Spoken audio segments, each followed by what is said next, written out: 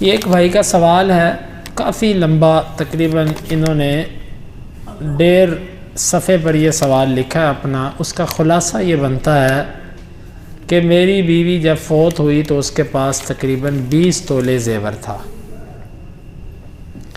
اور اس کی ایک لے پالک بچی بھی ہے جس کو اس نے تقریباً 10 تولے دینے کا اس نے ارادہ کر رکھا تھا۔ تو اب یہ جو 20 تولے زیور ہے اس کو میں کیسے تقسیم کروں؟ دیکھیں، وراثت کسی بھی طرح کی ہو، اس کو تقسیم کرنے سے پہلے 2 چیزیں دیکھی جاتی ہیں۔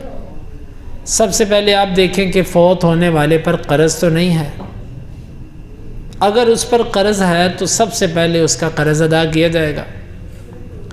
اگر قرض ادا کرنے کے بعد رقم بچے تو پھر دوسری چیز دیکھی جائے گی، اس نے کوئی وصیت تو نہیں کی۔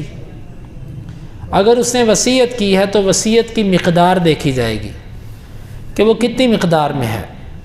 اگر وہ تیسرے حصے سے زیادہ ہے تو اس وصیت کو جاری نہیں کیا جائے گا، بلکہ اس وصیت کو کم کر کے تیسرے حصے پر لایا جائے گا۔ تیسرے حصے پر لانے کے بعد جو مال بچے گا اس کو ورثاء میں تقسیم کیا جائے گا۔ اب یہ جو مسئلہ میرے سامنے ہے یہ ہے کہ ان کی اولاد نہیں تھی، اس عورت کی اولاد نہیں تھی خامن سے، اور اب عورت فوت ہو چکی ہے 20 تولے زیور چھوڑ کے، ایک لے پالک بچی ہے، تو تقسیم کس طرح کیا جائے گا 20 تولے؟ تو سب سے پہلے اس میں سے وصیت نکالی جائے گی۔ وصیت انہوں نے اپنی لے پالک بچی کے لیے 10 تولے زیور کا سوچا ہوا تھا، 10 تولے زیور نہیں جا سکتا اس کو۔ 10 تولے زیور جو ہے یہ تقریباً اس کے 20 تولے کا آدھ بنتا ہے، تو 20 کو 3 حصوں میں تقسیم کیا جائے گا، یہ تقریباً 6.25 اور 7 کے درمیانی عدد بنے گا، 6.25 سے 7 کے درمیان۔ تو اس عدد کو وہ جو ہے اس بچی کے لیے رکھ لیں گے جو لے پالک بچی ہے۔ اس کے بعد بچا تقریباً 13.5 پونے 14، ہاں جی، اتنا مقدار تقریباً بچی۔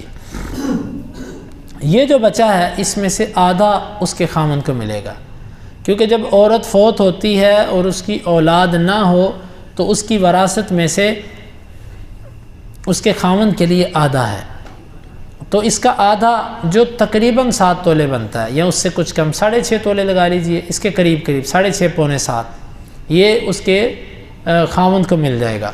اب باقی جو 7 تولے یا پونے 7 یا 6.5 بچتا ہے نا، وہ عورت کے بہن بھائیوں میں جائے گا،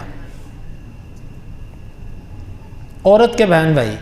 اب یہ 20 تولے چاہے وہ اپنے میکے سے لے کے آئی تھی وہ تھے، چاہے خامن کا دیا ہوا حق مہر تھا، چاہے خامن نے زندگی میں اس کو مختلف اوقات میں گفٹ کیے، اس کی مالک اب عورت ہے، تو خامن کا اس میں سے آدھا بنتا ہے وراثت وصیت نکال کے۔ وصیت نکالنے کے بعد تیسرا حصہ وصیت نکالنے کے بعد جو بچے گا آدھا خامن کا، اور باقی جو بچ رہا ہے وہ آدھا اس کے بہن بھائیوں کے اندر تقسیم ہوگا۔ اگر اس کے بہن بھائی نہ ہوں پھر وہ ایک اگلا مرحلہ ہے کہ اس صورت میں کیا کیا جاتا ہے۔ بہن بھائی نہ ہوں پھر تائے چچے دیکھے جائیں گے، اور اسی طرح تائے چچے بھی نہ ہوں پھر ان کے بیٹے دیکھے جائیں گے، صرف بیٹے۔ تو یہ پھر آگے کے مراحل ہیں، یہ ہے اس کی تقسیم کار۔ اللہ تعالیٰ کتاب و سنت کے مطابق ان معاملات کو سمجھنے کی توفیق عطا فرمائے۔